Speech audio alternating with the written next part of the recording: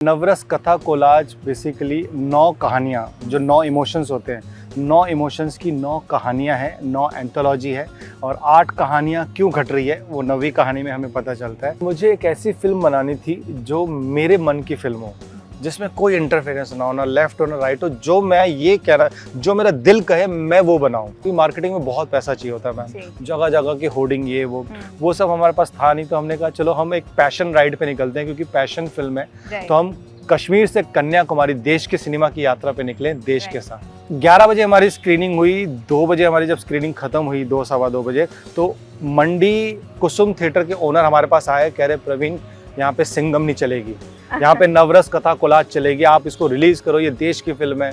वहाँ मुझे कहना ऐसा भपका लगा कि नहीं यार, ये देश चाहता है ये फिल्म लेके आए। आपने काफी अवार्ड्स जीते, करीबन 55-58 अवार्ड्स आप जीत चुके हैं फिल्म फेस्टिवल में। हम इतिहास रचने जा रहे हैं 18 अक्टूबर को, और मिरेकल होगा, आप देखिएगा। ये पूरा देश हमें सराखों पे लेगा, हमारे हौसले को, हमारी पीठ को थपथपाएगा। कश्मीर टू कन्याकुमारी देश की सिनेमा यात्रा कर रहे हैं परवीन हिंगोनिया, जो लेकर आए हैं नवरस कथा कोलाज।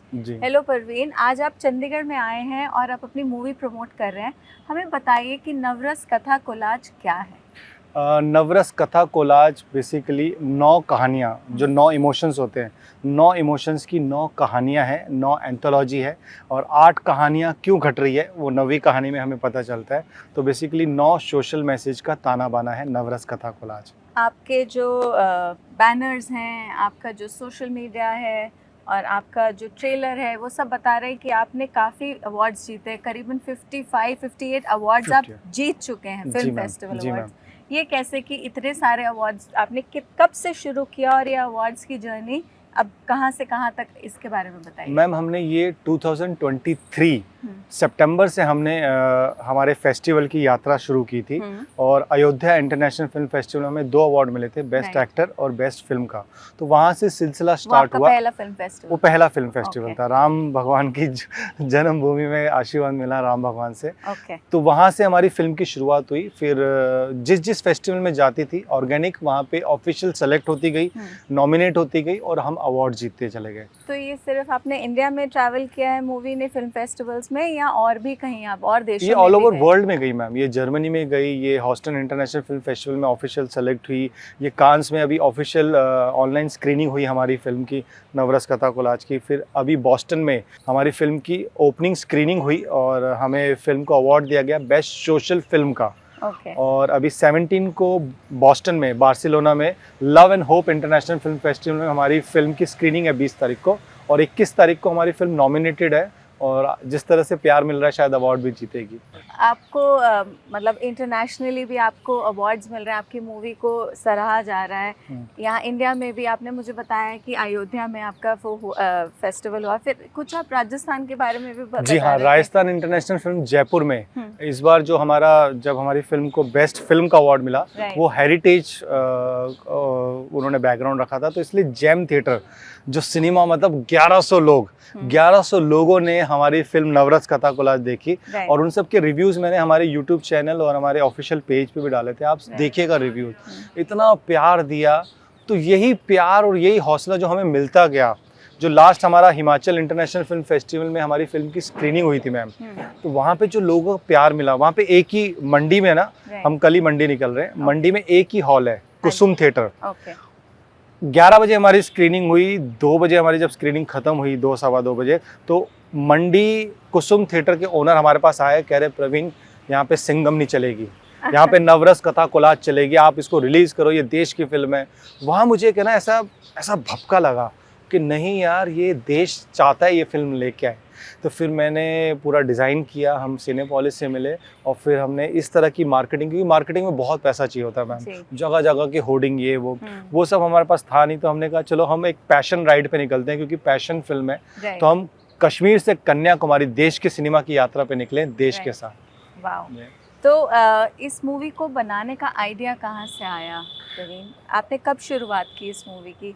ये लिखी भी आपने, डायरेक्ट भी आपने की है, एंड इंटरेस्टिंगली वो सब नवरस कथाओं में प्रोटैगनिस्ट भी आप है, तो वो 9 कहानियों के 9 हीरो भी आप हैं। जी। तो ये आइडिया आया कहाँ से? क्या सोची आपको कि हाँ मैं ये मूवी बनाता हूँ? मैम, मुझे एक ऐसी फिल्म बनानी थी जो मेरे मन की फिल्म हो, जिसमें कोई इंटरफेरेंस ना हो, ना लेफ्ट हो ना राइट हो, जो मैं ये कह रहा, जो मेरा दिल कहे मैं वो बनाऊं। तो मैं एक्टर को क्रैक करना चाहता था कि कोई बड़ा एक्टर आए और हमारी फिल्म का हिस्सा बने। तो मुझे ऐसा लगा कि 9 रोल का मैं एक ऐसा मैं ट्रीट दूंगा बड़े एक्टर को, तो एकदम से एक्साइट हो जाएगा, चलो इस डायरेक्टर के साथ करते हैं। बट ऐसा हुआ नहीं, कोई किसी एक्टर ने एंटरटेन नहीं किया। और तो फिर मुझे तो फिल्म बनानी ही थी। मैं बिलीव करता, मैंने कहा मैं फिल्म बनाऊंगा। तो मैंने अपने आप को कास्ट किया, क्योंकि मुझे ऐसा एक्टर चाहिए था मैम जो 24 घंटे मेरे साथ रहे। मैं कहूँ उठे तो उठे, बैठे तो बैठे, ट्रेन में ट्रैवल करना हो तो ट्रेन में ट्रैवल करे। मेन मकसद मेरे एक्टर का, मेन लीड का होना चाहिए कि मतलब वो सेट पे ही कपड़े बदले, क्योंकि हमारे पास टाइम नहीं था, हमें 4 दिन का काम 1 दिन में करना था। तो मैंने फिर अपने आप को कास्ट किया। मैंने इसमें फिजिकल पूरा ट्रांसफॉर्मेशन किया मैम, मेथड एक्टिंग का यूज़ किया। मैं इसमें पतला हुआ, मोटा हुआ, आपने इसमें एक्सटर्नल कैरेक्टराइजेशन देख सकते हैं, हर कैरेक्टर की आवाज़ अलग। प्रोस्थेटिक हमारा एक ही कैरेक्टर में हुआ जो जला हुआ फेस दिखाना था। तो हमारे जो अमोद जी हैं, डॉक्टर अमोद जी, मतलब वो इंडिया के नंबर 1 प्रोस्थेटिक आर्टिस्ट है। जब मैंने उनको हाथ जोड़ के बोला कि आप प्लीज़ कीजिए, तो वो एक्साइटेड हो गए। उन्होंने पैसों की बात ही नहीं की, उन्होंने कहा चलो लेट्स मेक यार सिनेमा। तो ऐसे ही करके मैम पूरे भूखे लोगों की टीम इकट्ठी है इसमें। हमारा जो डीओपी है उसका ऐसा इंटरनेशनल लेवल का काम दिखेगा आपको। वो मेरी आंखें है, आप देखिए फिल्म ऐसी ग्रैंड इसलिए लगती है क्योंकि वो ऐसे एंगल लगाता था। आप ट्रेलर का ओपनिंग शॉट देखिए मैम, तो हमारे पास इस तरह से जो टैलेंट की टीम आई ना, मतलब आप देखिएगा कि 18 अक्टूबर के बाद जो मेरी पूरी टीम है, चाहे मेरे डीओपी हो, चाहे मेरे म्यूजिक डायरेक्टर हो, चाहे मेरे मेकअप दादा हो, चाहे हमारे एक्टर्स हो, उन सब के बाद भर भर के काम आएगा कि देश उसको सराखों पे लगाएगा। तो आप अपनी टीम के बारे में मुझे बताइए, जो एक्टर्स जिन्होंने इसमें काम किया, आपने तो रोल किया ही सब में, बट ऑफ कोर्स आपको और सब कैरेक्टर एक्टर्स भी चाहिए। जी जी, जैसे एक वीर रस में आपने एक बच्चे को दिखाया ट्रेलर में जो भगत सिंह बनना चाहता है, और उसकी ट्रांसफॉर्मेशन, तो वो बच्चा कौन है और बाकी सब और कैरेक्टर्स कौन है, हमें उनसे भी मिलवाइए। वो बच्चा बहुत ही प्यारा, हरकरण नाम है उसका, वो यहीं पे मतलब पंजाब का ही, चंडीगढ़ का ही रहने वाला है, क्योंकि मुझे चाहिए था कि वो पंजाबी बोले ठेठ। तो मैंने पंजाबी में, हमारे जो लाइन प्रोड्यूसर है सोनू को मैंने बोला मेरे को पंजाबी बच्चा चाहिए ऐसा, तो वो काफ़ी फिल्में करता रहता है, उसको हमने कास्ट किया। बाकी इसमें जो हमारी जो मेन प्रोटैगनिस्ट है, जो कहानी पढ़ रही है, जो सूत्रधार है, वो शिवा चड्डा जी है। फिर हास्य रस में हमारे पास राजेश शर्मा जी हैं, फिर दयानंद शेट्टी सर हैं, अतुल श्रीवास्तव जी हैं, शाजी चौधरी जी हैं, सुनीता राजवीर जी हैं, अलका अमीन है, अलका कौशल है, पारितोष त्रिपाठी, कोटा फैक्ट्री की रेवती, और सुनीता राजवीर पंचायत वाली, तो श्रीकांत वर्मा, महेश शर्मा, ऐसे काफ़ी अच्छे एक्टरों का पूरा ताना बाना है हमारा। तो इन सब ने आपकी स्टोरी पे विश्वास किया, क्योंकि ये तो है, तो आपकी ये पहली मूवी एज ए डायरेक्टर। जी जी जी जी। तो इन सब ने, आप मतलब आपने जब इनको स्क्रिप्ट दी, उन्होंने बोला कि हाँ हम करेंगे, या आपको थोड़ा सा कन्विंस करने में टाइम लगा? नहीं, मुझे क्योंकि ये मुझे जानते भी थे, जब मैंने इनको अप्रोच किया, तो जब मैंने इनको नरेट किया, तो ये अभी इतने दिग्गज है, इतने टाइम से काम कर रहे हैं, तो 2-3 बार बोलते के साथ ही सामने वाले की इंटेंशन, सामने वाले की एनर्जी इनको समझ में आ जाती है। तो जब मैंने इनको कहानी नरेट की, जैसे मैंने आपको बताया था कि मैं एज एन एक्टर जब मैं कहानी सुनाता था तो पूरी फिल्म दिखती थी। तो जब मैंने इनको बताया मैम, तो सब लोगों को मतलब कन्विंस हुए, और सब मतलब उन्होंने कहा कि चलो ठीक है, जुड़ते हैं हम लोग, करते हैं। बहुत बढ़िया। अच्छा, ये डायरेक्टर बनने का थॉट कहाँ से आया? इससे पहले की कहानी बताइए हमें। बताइए कि परवीन, जब आपने ये मूवी शुरू की, उससे पहले क्या जर्नी रही आपकी? मैम, मैं डायरेक्टर तो नहीं बनना चाहता था। मैं ना राइटर बनना चाहता था, ना प्रोड्यूसर बनना चाहता था, मैं एक्टर बनना चाहता था। बट 99 से 2015 तक मैंने काफ़ी सीरियल्स में काम किए, जो कि अनफॉर्चुनेटली सारे चैलेंजिंग रोल थे, बट लाइमलाइट में नहीं आ पाए। जैसे किसी का 12:30 बजे का टाइम है, किसी का दिन का 2 बजे का है, कोई आया गया चला गया, कुछ प्रमोट नहीं हुआ। तो ऐसे रोल बड़े इंपॉर्टेंट मिले, लेकिन हाईलाइट कभी नहीं हो पाए। तो मैं इस चीज़ से बहुत विचलित था, परेशान था कि मतलब यार काम क्यों नहीं मिल रहा अच्छा। और मैं बड़ा वर्कॉलिक हूँ, मुझे काम चाहिए था। तो मैंने कहा एक काम करते हैं, राइटर बनते हैं, है ना। क्योंकि मैं राइटर बनने की मेरी शुरुआत हुई थी 99 में, जब मैं बॉम्बे आया था, और अपनी जो मेरी गर्लफ्रेंड है, जो मेरी आज धर्मपत्नी है, उनको जब मैं लेटर लिखता था, आप मानेंगे मैम, मैं 24 पेज के लिखता था। आज ये हो रहा है, बारिश हो रही है, बॉम्बे में गया, और उनके लेटर आते थे 4 लाइन के, क्योंकि परेशान हो जाती थी। तो वहाँ से ना एक जर्म था कि मैं अच्छा लिख सकता हूँ। तो मैंने ऐसे फिल्में लिखी मैम। मैंने कहा चलो फिल्म लिखे, हम बड़े प्रोड्यूसर बड़े डायरेक्टर को अप्रोच करते हैं, तो जब उनको कहानी अच्छी लगेगी मुझे एज एन राइटर ले लेंगे, तो मैं डायरेक्टर बनूंगा, सर मुझे भी एक अच्छा सा रोल दे दो। ऐसे शुरुआत हुई, लेकिन फिर भी मतलब मुझे किसी एक्टर ने किसी डायरेक्टर ने एंटरटेन किया नहीं, क्योंकि यहाँ आपकी तो एक्टिंग, सॉरी मैंने आपको बीच में ऐसे रोका, बट आपकी तो एक्टिंग की जर्नी 99 से शुरू हुई थी। आपने बोला आपने कई शोज में भी काम किया। जी जी। तो डायरेक्टर्स तो आपको जानते ही होंगे। मतलब सीरियल्स के डायरेक्टर जानते थे, फिल्म यहाँ पे बड़ी कैटेगराइजेशन है मैम। सीरियल का इंडस्ट्री अलग है, फिल्म की इंडस्ट्री अलग है, और मैं फिल्म करना चाहता था। तो मैंने काफ़ी बड़े डायरेक्टर्स को अप्रोच किया। मैंने डेविड धवन साहब को अप्रोच किया। मेरी पहली फिल्म मेरे हेड कांस्टेबल जिया जी, मैंने गोविंदा और वरुण धवन को ध्यान में रख के मिली।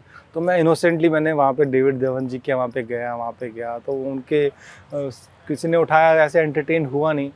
तो ऐसे ही सिलसिला चलता रहा। तो एक प्रोड्यूसर है हमारे, उन्होंने कहा यार मतलब आप ही डायरेक्ट करो, आप अच्छा करते हो। मेरे एक दोस्त है विनीत बिरला, उन्होंने कहा 2 करोड़ का एक प्रोड्यूसर मिला है, आप ही डायरेक्ट करो, आप अच्छा करते हो। वहाँ से मेरे डायरेक्टर बनने की शुरुआत हुई। विनीत बिरला ने जो मेरे को हौसला दिलाया, मेरे दोस्त ने, तो मैंने कहा हाँ चलो मैं भी डायरेक्ट कर सकता हूँ। तो ऐसे हौसला मिला, और धीरे धीरे ये मतलब यूनिवर्स का एक नेचर है, आप जैसा सोचते हो वैसा होता है मैम। आप यस में बिलीव करो तो यस होगा, नो में बिलीव करो तो नो होगा।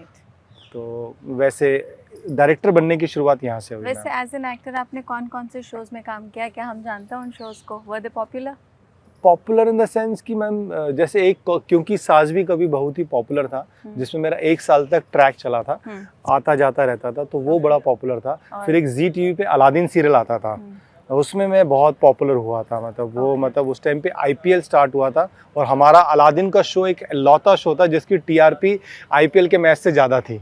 जी मैम। फिर एक राजश्री का आता था, झिलमिल सितारों का आंगन है, वो काफ़ी मतलब अच्छा गया था, लीड रोल में था वो हमारे। तो ऐसे शोज आए गए मिले, लेकिन पॉपुलर नहीं हुआ। ऐसा नहीं हुआ कि यार ये एक्टर है, इसको, क्योंकि यहाँ हिट बहुत ज़रूरी है। तो एक भी है ना, कोई हमें हिट नहीं मिल पाया था, मुझे मिल नहीं पा रहा था। ये था मैम। तो आई थिंक आप दिल्ली से हैं? जी मैम, दिल्ली करोल बाग से। और आपने दिल्ली में पढ़ाई की है? जी हाँ मैम। पढ़ाई की आपने? हाँ, मतलब मैं ग्रेजुएट हूँ, लेकिन मैंने ग्रेजुएशन कॉरेस्पॉन्डेंस से किया, और जब मैं 12th पास हुआ तो मैंने श्री राम सेंटर मंडी हाउस में मैंने एडमिशन लिया। तो वहाँ पे 2 साल का एक्टिंग डिप्लोमा किया। तो मैंने फुल टाइम थिएटर किया और पार्ट टाइम अपनी पढ़ाई की। तो शुरू से ही बचपन से मालूम था कि एक्टिंग ही करनी है? हाँ मैम, क्योंकि हमारे दिल्ली में ना रामला हुआ करती थी, तो मैं सीता का रोल करता था। अरे वाह। और चांदनी गाना होता था, तो चांदनी गाने पे मैं डांस करता था। तो लोग रामला देखने नहीं आते थे, मेरे डांस देखने आते थे और परफॉर्मेंस देखने आते थे। तो वो बचपन से ही एक मन था कि यार बनना है, मुझे अच्छा लगता था। तो दिल्ली से बॉम्बे जब आप पहुंचे, आपको कुछ कठिनाइयाँ हुई, कुछ चैलेंजेस थे, क्या मुश्किलें आई? 99 से अब आज हम 2024 में हैं। जी जी। काफ़ी लंबा सफ़र तय किया आपने बॉम्बे में। मैम मुझे बिल्कुल कठिनाई नहीं आई, और बहुत सुनहरा सफ़र आई है। उसका रीज़न ये है कि मेरी माँ मेरे साथ थी, मेरे पापा मेरे साथ थे, और मेरी जो धर्मपत्नी है। ये 3 लोगों का जो सपोर्ट मिला ना मैम, ये समझ लीजिए 3 ऑस्कर मिले हुए मुझे। अरे वाह। इन्होंने इतना हौसला दिया, मेरे को राजा की तरह रहा, मेरे सपनों पे आज तक काम करते रहे। और मतलब ये 3 नहीं होते तो मैं कब का मतलब बहुत ही ज़्यादा मतलब मेरा टैलेंट ही गल सड़ गया होता, मैं नहीं कर पाता। इन तीनों ने किया। मेरी वाइफ, मतलब आपको पता है हमारी लाइन में पैसा आता तो बाढ़ आती नहीं, तो पैसा होता ही नहीं है। तो ये इस टाइम पे जब मेरे पास पैसा नहीं होता था, काम नहीं होता था, तो मेरे मम्मी पापा, मेरे वाइफ जो कि सिंगर है और अपना इंस्टीट्यूट चलाती है शास्त्रीय संगीत शिक्षा का, तो वो गाना है मतलब गा गा के हमारा घर रन करती थी। तो ये हौसला, मतलब ये सारा क्रेडिट उनको जाता है। आज अगर मैं यहाँ पे एकदम आपके सामने फिट हूँ, पॉजिटिव हूँ, तो उसके पीछे मेरी धर्मपत्नी और मेरे माँ बाप का आशीर्वाद है। वैसे कई बार मैंने सुना है, मतलब मुझे सुन के बहुत अच्छा लगा कि आपकी फैमिली इतनी सपोर्टिव है और आप भी उनकी जो कंट्रीब्यूशन है उसको समझते हैं जी। मैंने सुना है कि बॉम्बे में बाहर से जो जाते हैं लोग, उनके लिए अपनी जगह बनाना बहुत मुश्किल है, क्या ये सच है? ऐसा नहीं है मैम। अगर ऐसा होता तो शाहरुख खान बेस्ट एग्जाम्पल है, वो नहीं बनाते अपनी जगह। Akshay Kumar sir best example है, वो नहीं बनाते अपनी जगह। आयुष्मान खुराना, राजकुमार राव, जयदीप अलावत, ये सारे नाम मैंने दिए आपको, ये बाहर के हैं और ये कुछ रीसेंट टाइम में इन्होंने अपना डंका बजाया। तो ये सब मिथ है कि नहीं बना सकते, वो बना सकते। आप कुछ भी बना सकते हैं मैम। आप just believe in yes. Right, आप यस में बिलीव करो। आप जब पॉजिटिव होके अपना काम ईमानदारी से करो और अपने काम में आप एक्सपर्ट हो। अगर आप राइटर हो तो आप बाप राइटर होने चाहिए, आप एक्टर हो तो बाप एक्टर होने चाहिए, आप डायरेक्टर हो तो बाप डायरेक्टर होने चाहिए। दुनिया की कोई ताकत आपको रोक नहीं सकती। जस्ट बिलीव इन यस, सब अच्छा होगा। Okay, very Yeah. नाइस, बहुत पॉजिटिव थॉट है। जी। और अब इसके बाद क्या है? नवरस हो रही है 18 अक्टूबर जी। को रिलीज। 18 तो अक्टूबर उस दिन का खूब बेसब्री से इंतजार है। उस दिन तो मैम पूरा देश में मतलब हॉलीडे होगा। पूरे देश में त्योहार मनाया जाएगा। हम इतिहास रचने जा रहे हैं 18 अक्टूबर को और मिरेकल होगा। आप देखिएगा, ये पूरा देश हमें सर आंखों पे लेगा, हमारे हौसले को, हमारी पीठ को थपथपाएगा और आप भी जाएंगे फर्स्ट डे फर्स्ट शो देखने। बिल्कुल बिल्कुल जी।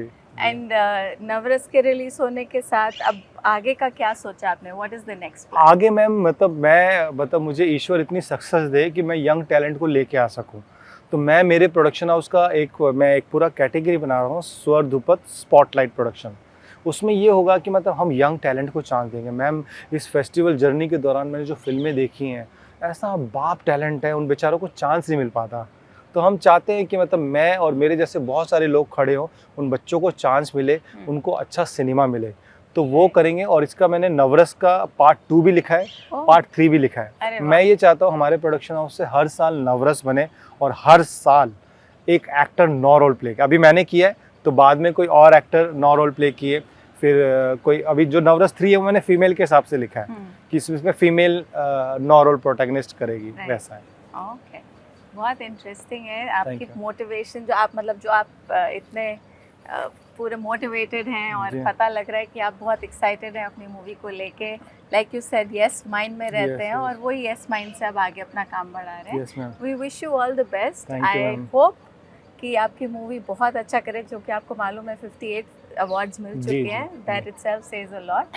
और 18 अक्टूबर के बाद देखते हैं ठीक है फिर मैम। जब आपकी जो भी नेक्स्ट मूवी आएगी, फिर उसके बारे में हम बातचीत करेंगे। Thank you so much ma'am, Thank इतना you. टाइम देने के लिए, Yes. हमारा हौसला बढ़ाने के लिए। Wish you हम the independent very film best. Maker को आपका बस सपोर्ट ही चाहिए। नहीं, बिल्कुल, आप लोग अच्छा काम कर रहे हैं तो हम लोग भी आपको सपोर्ट करेंगे। Thank you. Thank you. Thank you so much. Thank you आप सबको देखने के लिए ये इंटरव्यू। Thank you.